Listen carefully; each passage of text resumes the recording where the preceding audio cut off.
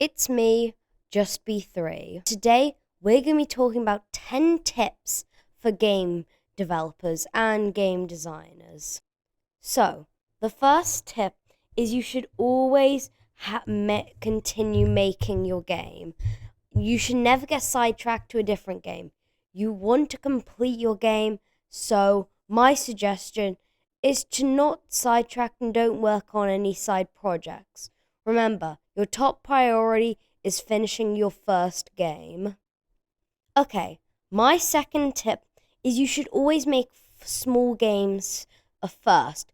That may sound a bit ironic coming from me, someone who's working on his dream big open world 2D game for first, but that's actually not true.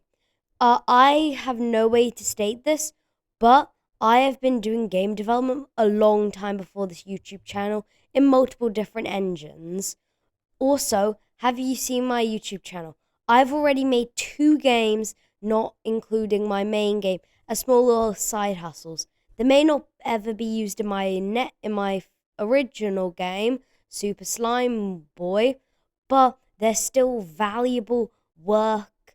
Like, they're still going to help me in the future because it's just good experience to help you.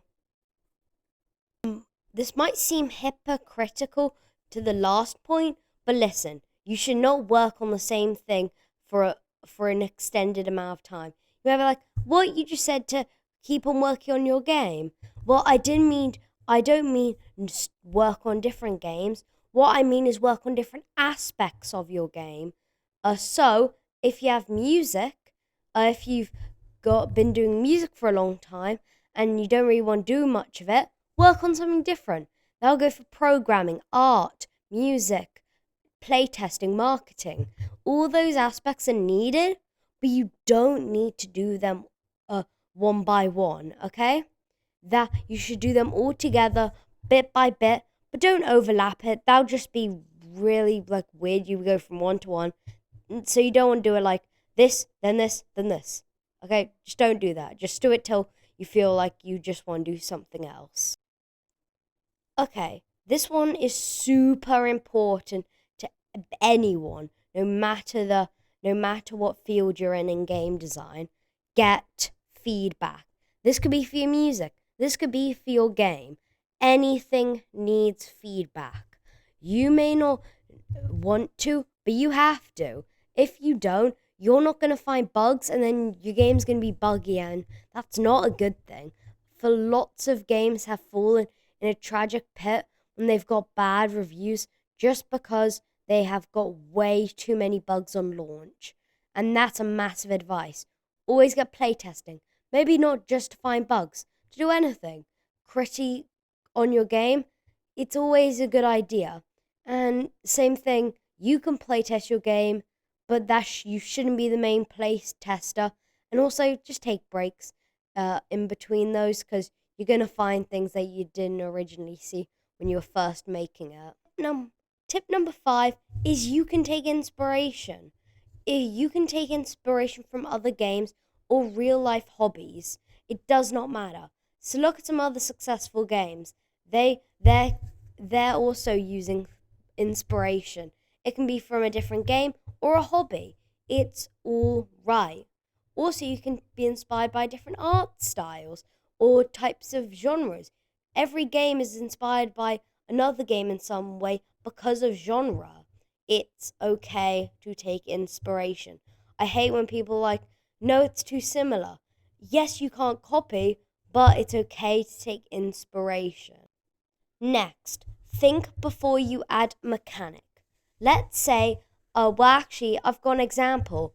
I originally wanted to have this card mechanic in my game, but I ended up scrapping it because I just didn't feel like it was a good enough mechanic. If I just added it, that would have been bad for the game because you don't want to add mechanics that just won't improve the game.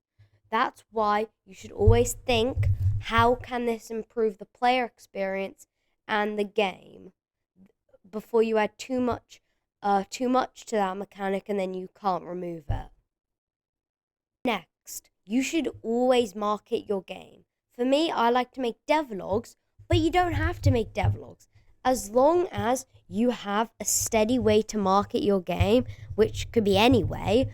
This could be devlogs, just trailers, heck, maybe even posts on like a subreddit. It does not matter. People are always happy to give feedback, and hey, maybe they could be a potential customer. But don't beg people to buy games, like that's just weird.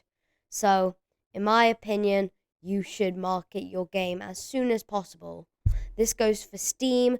You should always have a good Steam page, and any other game. That includes to any other game page.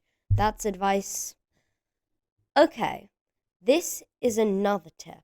Well, every tip's been another tip, but it doesn't really matter. This is the tip that you need, and I mean need to do, or you will be burnt out no matter how much switching over to a different part of your game development you're doing. Okay? You cannot compare yourself. There are some people who have thousands of hours in game engines, so you should never compare yourself to other game developers. You are going to get there, but you cannot do it if you're just comparing yourself and feeling bad for yourself. But also, you should never say your work is bad. You should always try to improve, not just say it's bad and give up. Giving up will never get you anywhere in life or in game development. Next, this one's pretty important. Limit your scope. If you're making a roguelike, write down the things you need. That goes to anything. I like to bring out my pencil case and notebook and write down my goals into a wish list and a checklist. Checklists, absolutely necessary. Wish lists, maybe I would like, but it doesn't have to be in it. You can add to your wish list, but only add things you've truly thought can help the game. And maybe even remove some, but don't make your game too small, because then it's not worth any price. Like if you have a 2-hour game for the average game price, that's not going to work. And finally, this links back to the first tip, but you should always prototype your game. If you want to fall in love with your game, you've got to like the genre. How can you like the genre playing other games in that genre, or just prototype your game? You might not like it, so if you sink too much time into the art and music, you're not going to know if you truly like the game. And that's the most important that's the most important tip from me. You should always prototype your game. Well, that's all from me. Just be 3. I'm sorry I deleted a video. I just had to remove something. But I'll re-upload. I'll make a new version of it later. So, see ya, guys. Hope you have a nice day. See ya. Oh yeah, I've got one final announcement. I have a Patreon and a Discord. You can find in the bio of my account.